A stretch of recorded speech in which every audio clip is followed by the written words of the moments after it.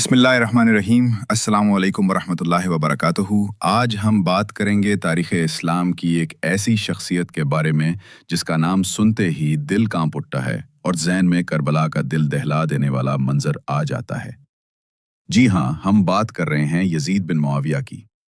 Yazid की शख्सियत तारीख़ में हमेशा एक मुतनाज़ किरदार के तौर पर सामने आई है। बाज़ लोग इसे अमीरुल मोमिनीन कहकर तस्लीम करते हैं, जबकि अक्सरियत उम्मत इसे एक जालिम, फासिक और करबला के मज़ालिम का ज़िम्मेदार मानती है।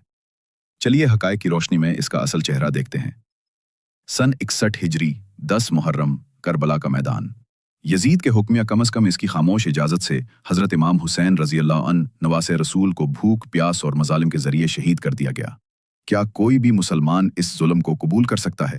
नवासे रसूल का सर नेज़े पर अहले बैत की ख़वातीन कैद करके कूफा व शाम की गलियों में फिराई गईं। ये वो स्याह बाब है जिसे तारीख़ कभी नहीं भूल सकती।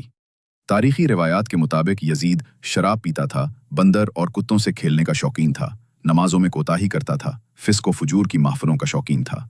इमाम ज़हबी, इब्न कसीर और इमाम इब्न जुज़ी जैसे मुहद्दिसीन ने यजीद के फ़िस्क व फुजूर को वाज़े अल्फाज में लिखा है। इमाम अहमद बिन हम्बल, यजीद से मोहब्बत करने वाला मुसलमान नहीं हो सकता। इमाम इब्न जुज़ी, यजीद पर लानत वाजिब है क्योंकि वो इमाम हुसैन के कत्ल पर राज़ी था। अल्लामा इब्न तैमिया, यजीद ने जुल्म किया, लेकिन लानत करने से बेहतर है कि हम खामोशी इख्तियार करें। यानी ज़्यादातर अहले इल्म ने इसे जालिम व फासिक माना, बाज़ ने लानत की और बाज़ ने लानत से इज्तनाब किया मगर इसकी नेकी का इनकार किया। उलमाए कराम की अक्सरियत के नज़दीक यजीद की खिलाफत जब्र और मुलूकियत पर कायम थी और शरई खिलाफत की रूह के खिलाफ थी। खुद हज़रत हुसैन रज़ियल्लाहु अन्हु का यजीद की बैत से इनकार इस बात की सबसे बड़ी दलील है कि वो इसे शरई खलीफा नहीं मानते थे। यजीद का असल चेहरा तारीख़ में एक जालिम, फासिक, गैर शरई हुक्मरान के तौर पर महफूज है। इमाम हुसैन अलैहिस्सलाम ने यजीद के जुल्म, बेदीनी और बदकिरदारी के खिलाफ क़याम करके इस्लाम को हमेशा के लिए ज़िंदा कर दिया।